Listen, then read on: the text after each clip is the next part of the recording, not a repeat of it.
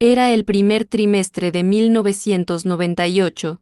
Huejutla de Reyes vivía en paz. El bullicio de las fiestas recientes ya había pasado, y la gente retomaba su rutina, pero en los mercados y lavaderos públicos, empezó a escucharse un susurro constante: llegaron los robachicos. Se decía, sin ninguna prueba, que una camioneta cerrada color verde andaba rondando colonias para robar niños, sacarles sus órganos y venderlos en hospitales de Estados Unidos. El rumor creció como pólvora mojada, lento al principio, pero después imparable. El 26 de marzo, a las 10 de la mañana, el sol abrasaba con ese calor húmedo y denso de la Huasteca. Dos jóvenes veracruzanos llegaron a Huejutla para hacer su trabajo de siempre: vender estampitas y juguetes, puerta por puerta, en misceláneas y tienditas de barrio. Su herramienta de trabajo, una camionetita cerrada, color verde.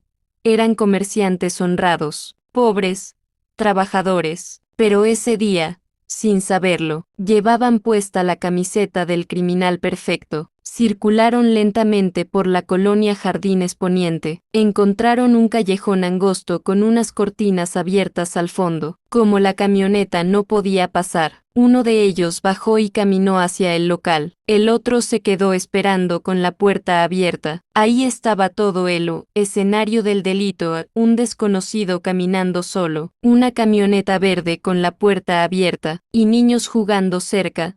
Alguien gritó: «Ahí están los robachicos». No hubo prueba, no hubo forcejeo, no hubo niño lastimado, solo el miedo hecho gritos. Los vecinos no dudaron, salieron con palos, piedras y puños. Los dos jóvenes intentaron explicar que solo vendían juguetes, pero nadie escuchó. Fueron golpeados, arrastrados y atados.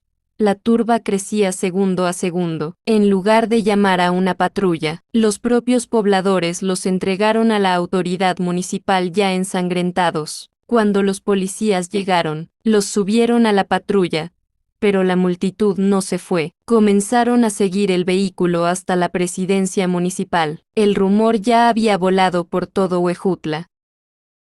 En el juzgado municipal, el juez menor recibió a los detenidos. Rápidamente llamó al presidente municipal, quien estaba encerrado en su oficina porque otro grupo de inconformes le reclamaba por obras públicas incumplidas. Molesto, el alcalde ordenó: «No es mi problema, mándelos al Ministerio Público y ya». El Ministerio Público revisó el caso y vio lo evidente: no había pruebas. El agente del MP llamó al juez molesto: «¿Qué me envía? Son puras suposiciones». Pero el juez se lavó las manos. Entonces ocurrió lo peor. Un reportero de una estación local llamó a su cabina y, en vivo, dijo: «El Ministerio Público va a liberar a los robachicos». El locutor, sin verificar nada, arengó a la gente: «No debe haber impunidad».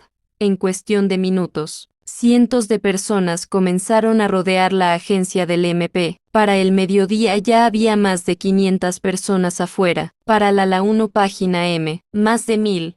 El procurador del estado llamó al agente del MP y le ordenó consignar a los jóvenes, aunque no hubiera delito. El agente, a regañadientes, los envió a la vieja cárcel local, pero la radio seguía caldeando el ambiente. Comerciantes del mercado central, que justo esa tarde terminaban una asamblea donde habían hablado de la inseguridad, se unieron al grito. Para las 3 página M, ya eran más de 4000 personas en el centro de Huejutla. A las 4 página M, la multitud rompió el portón oxidado de la cárcel, golpearon a los custodios, le pegaron al propio alcalde cuando intentó mediar, y arrastraron a los dos jóvenes hacia la plaza principal. La plaza principal de Huejutla tiene en medio un kiosco de hierro macizo. Cuentan que fue traído desde el Zócalo de la Ciudad de México por un general amigo de Venustiano Carranza. Ese día, ese kiosco se convirtió en cadalso. Amarraron a los jóvenes de pies y manos, los colgaron del fierro, y la turba comenzó a golpearlos con palos, piedras, cadenas y lo que tuviera a la mano. No era justicia, era catarsis. Los muchachos, aterrorizados, alcanzaron a balbucear entre la sangre. No, no, somos inocentes. Pero alguien gritó desde el gentío, a chillidos de puerco, oídos de matancero, les vamos a sacar los órganos. Hijos de la chingada, alguien corrió a la catedral. Fueron a pedirle al obispo que intercediera. Lo encontraron asomado a un ventanal, con su sotana ostentosa, mirando la masacre. Le suplicaron que saliera a detener la barbarie. Se dice que el religioso respondió, molesto, eso es asunto del gobierno. Yo no soy inquisidor. Y no bajó, nunca bajó. El reloj monumental de piedra de la ciudad, testigo mudo de generaciones. Aquella tarde vio correr sangre por las lajas del suelo. Sobrevolaba un helicóptero. Era el gobernador del estado, acompañado del procurador. Aterrizaron y caminaron rápido hacia la plaza. El gobernador intentó usar su oratoria, su carisma, su demagogia, pero la gente escupía y gritaba. Un par de borrachos pasaron frente a él tallando sus machetes contra el suelo, levantando chispas. El gobernador, exfumador empedernido, sintió miedo. Sus manos comenzaron a temblar. Pidió un cigarro, caminó de un lado a otro fumando, sin poder articular palabra. Nadie lo escuchó. Los jóvenes ya estaban muertos, pero la turba no se detuvo. Incluso después de muertos, la gente seguía pasando frente a los cuerpos colgados para darles un golpe más.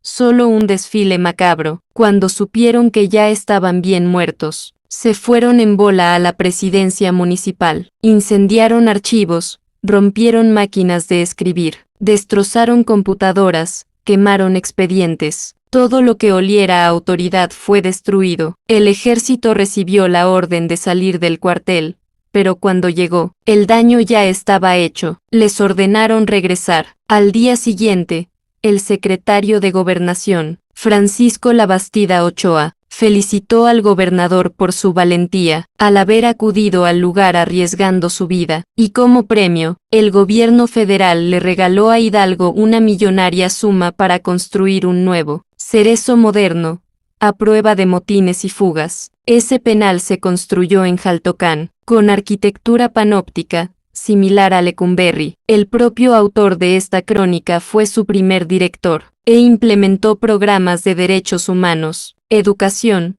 trabajo y deporte, pero con los años, llegaron directores corruptos, y ese reclusorio terminó siendo una sucursal del inframundo, donde ahora los presos se linchan entre sí. ¿Qué mató aquel día en Huejutla? No solo a dos jóvenes inocentes. Mataron la verdad, mataron el debido proceso, mataron cualquier posibilidad de pedir perdón. Todo empezó con un rumor, fue alimentado por una radio irresponsable, y terminó con un kiosco manchado de sangre. Ahora, cada vez que escuches la palabra robachicos, recuerda, a veces el monstruo no es el que lleva una camioneta verde, sino el que lleva un palo y sigue a la multitud.